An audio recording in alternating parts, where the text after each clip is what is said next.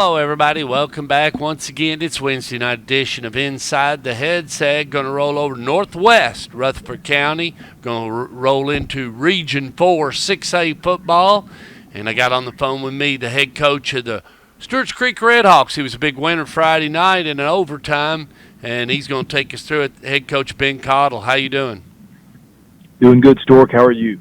Doing real good. That puts you at 5-4, coach, and that's where you wanted to be. I'm not going to count. You had a couple of those losses listed on your thing.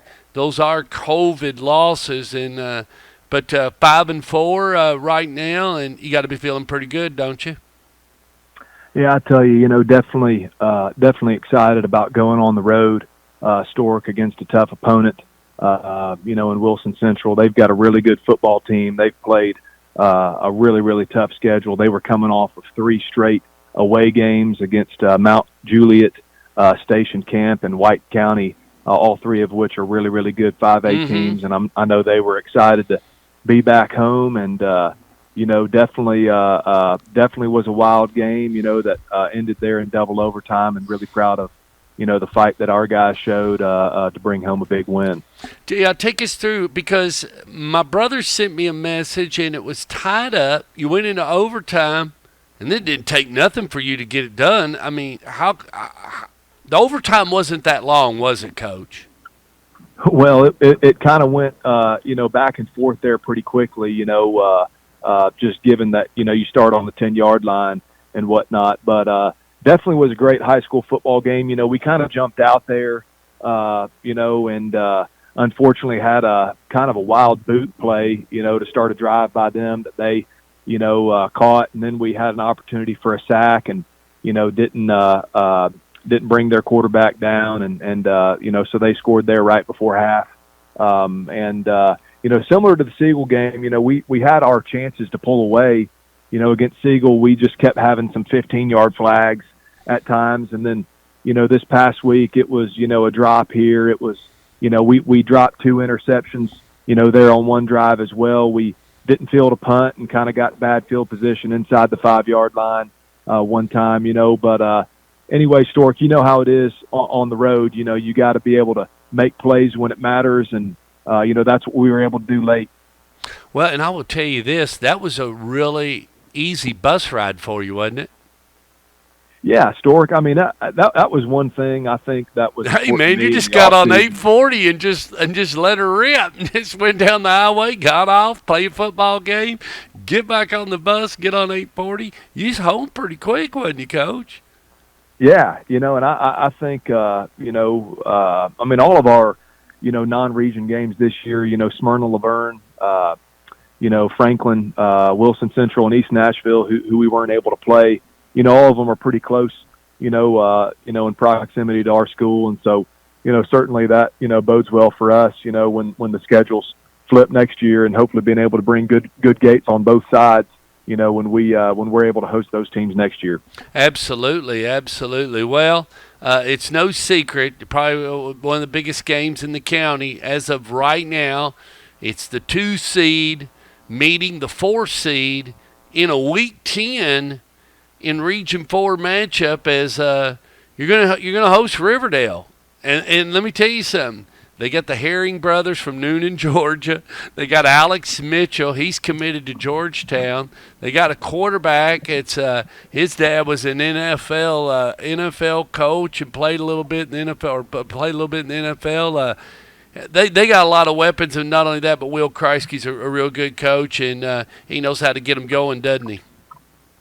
Oh, there's no doubt, Stork. It don't take long, turning on, any game on film to just be really, really just taken aback by how, talented they are, how well they execute in all 3 phases. Just really, really impressive. As you mentioned, they've really got some talented players in certain spots. Offensively, they do a great job of executing, and starts with their quarterback, who makes great decisions.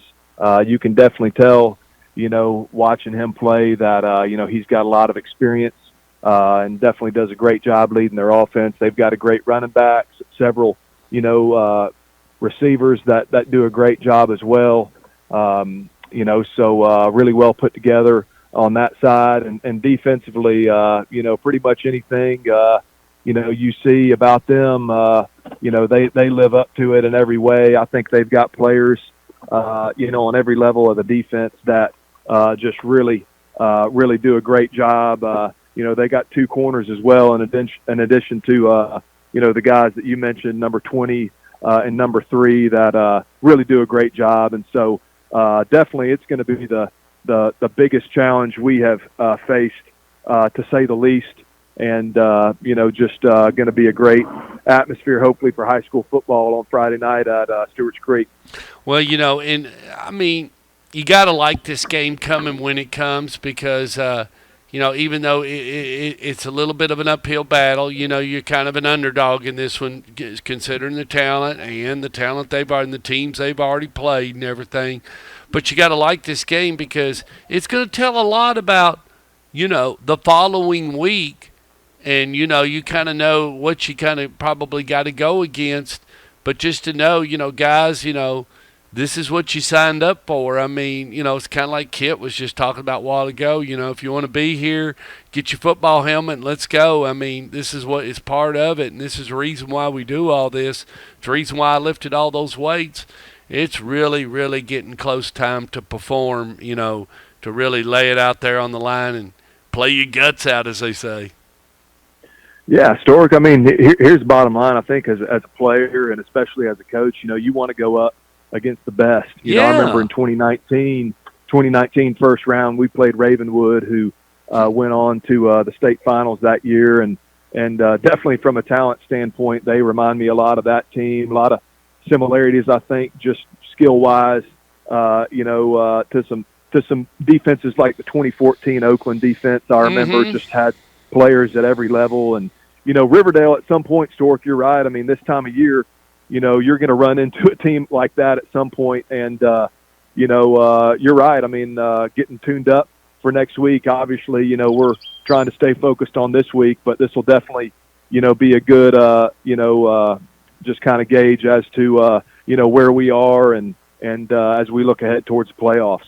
Well, I was talking to Coach Busby as we started the show, and he's putting his kids on a bus, and they're going down to UMS Wright Prep, and they won the 5A last year. And he said, it doesn't matter. The following week, we're into it. It's do or die. So, if these kids want to keep practicing, they're gonna go out there and lay it on the line, and we might as well just go ahead and start getting tuned up. And and your opposing coach, I interviewed him on Tuesday, and he was definitely in playoff mood. He was coaching playoffs. He was getting on them pretty hard about their practice and didn't want them goofing off, and take all of it serious, that we're getting down to the nitty gritty, and every minute that they have together is very important, and he wants them focused, and I'm sure you want the same thing out of your kids. Yeah, well, I tell you, it's a challenge this time of year when everybody's got a bruise somewhere. Yep. and getting a little bit tired. The weather's changing, especially this year, Stork. We got a lot of kids that are, really back in school for the first time as well. So there's that component of, dealing with just getting back in that flow as well. And so, I mean, there's, we're coaching high school kids, and so we know what we've signed up for. But I tell you what, we weren't able to this week last year, Stork. We weren't playing anymore. Our season was over, and we're blessed to be able to still compete, and I've been proud of our guys realize that, our team remembers that feeling, and so I've been proud of our kind of resolve and focus. We've been through a lot this year as well, and definitely excited to still be playing football and playing in big games that matter this time of the season.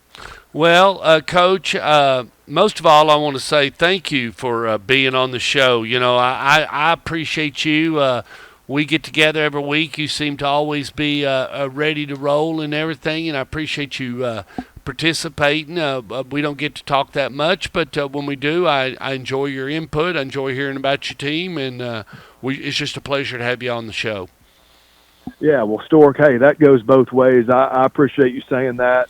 Anybody that supports high school football, and showcases the teams and the people that trying to pour into our next generation, I think that's we definitely need more of that. And so my hat's off to you and all your work for what you do here for high school football. And thanks for all you do, man. Been a great time always visiting with you, talking about the Red Hawks. Well, and I will say this, you know where I gather, so I'm sure that we'll. Hopefully, I have not seen you, but either way, let's do or die. Can you meet at the special meeting place this Friday? Hey, we'll see. I've kind of got a little bit more I on my know. plate this year, post games with some cleanup type stuff.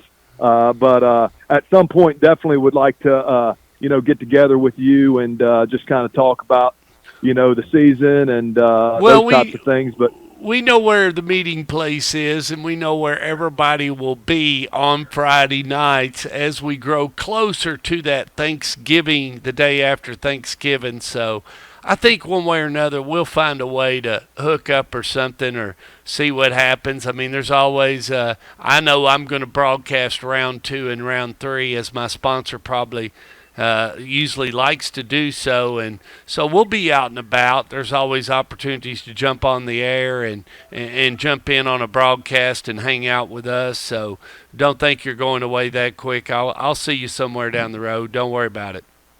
hey, that sounds good, Stork. I appreciate you, man. All righty, well, take care and go Red Hawks.